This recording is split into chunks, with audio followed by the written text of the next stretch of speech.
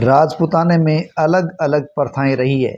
उन्हीं में एक प्रथा रही है अनुमरण। तो जानते हैं रूठी रानी के अनुमरण के बारे में। देखिए, रूठी रानी जो जैसलमेर के राव लूणकरण की पुत्री थी, जिसका विवाह है मारवाड़ के राव मालदेव के साथ हुआ था।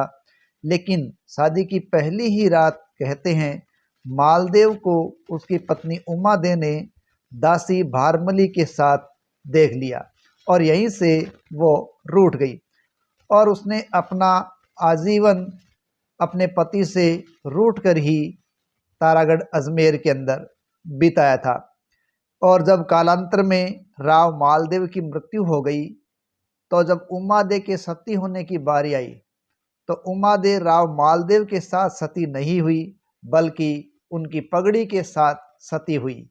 तो ये प्रक्रिया कहलाई अनुमरण। यानी जब कोई रानी अपने पति के बजाय पत्नी की किसी निशानी के साथ सती होती है, तो वो राजपूताने में क्रिया अनुमरण कहलाई। और इतिहास में अनुमरण करने वाली रानी हुई है रूठी रानी उम्मादे। अब जानते हैं मारवाड़ के राजा जो कि भूला बिसरा कहलाया है।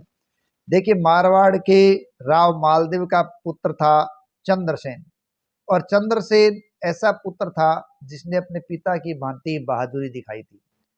और चंद्रसेन ने कभी भी मुगलों के सामने घुटने नहीं टेके और निरंतर उसने मुगलों के साथ संघर्ष का रास्ता अपनाया था। जिस प्रकार मेवाड़ के अंदर महाराणा प्रताप ने मुगलों से संघर्ष किया, उसी तरह मारवाड़ के अंदर राव चंद्रसेन ने संघर्ष किया। और चंद्रसेन है वो मारवाड़ में संघर्ष करने वाले ऐसे शासक थे जो कि प्रताप से पहले हुए हैं, और उन्होंने भी गुरिल्ला और छापामार पद्धति का सहारा लिया था। इसीलिए राव चंद्रसेन को मारवाड़ का प्रताप के नाम से भी जाना जाता है, और मारवाड़ के अंदर इनको भूला बिसरा राजा कहा जाता है, क्योंकि जो मुकाम इतिहास में मेवाड़ के महाराणा प्रताप को मिल पाया, ऐसा स्थान चंद्रसेन को नहीं मिल पाया था। इसलिए इनको मारवाड़ का भूला बिसरा राजा कहा गया है। और साथ ही साथ एक शेर की भांति इन्होंने मुगलों से लड़ते अपना जीवन बिताया था, इसलिए प्रताप का अग्रगामी कहलाया है। अगली जानकारी है विजय लक्ष्मी पंडित के बारे में। विजय लक्ष्मी पंडित, जिनका नाम स्वरूप कुमारी था, लेकिन 1919 में इनका विवाह है वो गुजराती विद्वान रणजीत के साथ हुआ। उसके बाद से इनका नाम विजय लक्ष्मी पंडित कहलाया था। 1940 से 42 तक वे अखिल भारतीय महिला सम्मेलन की अध्यक्ष भी रही थी। और 1937 में जब प्रांतीय सरकारें बनी, तो विजय लक्ष्मी पंडित उत्तर प्रदेश के मंत्रिमंडल में शामिल हुई थी और इन्हें भारत की प्रथम महिला मंत्री होने का गौरव प्राप्त हुआ। 1947 के अंदर भारत के स्वतंत्र होने पर उन्हें राजदूत बनाकर रूस भेजा गया था। इस प्रकार महिला राजदूत के रूप में ये पूरे विश्व की पहली महिला राजदूत थी। रूस के पश्चात अमेरिका में भी राजदूत रही थी, इंग्लैंड में भी उच्चायुक्त में कार्य किया था। 1953 में संयुक्त राष्ट्र महासभा के 8वें अधिवेशन की श्रीमती विजय लक्ष्मी पंडित को अध्यक्ष बनाया गया था। इस प्रकार महासभा की अध्यक्ष बनने वाली ये पहली महिला बनी।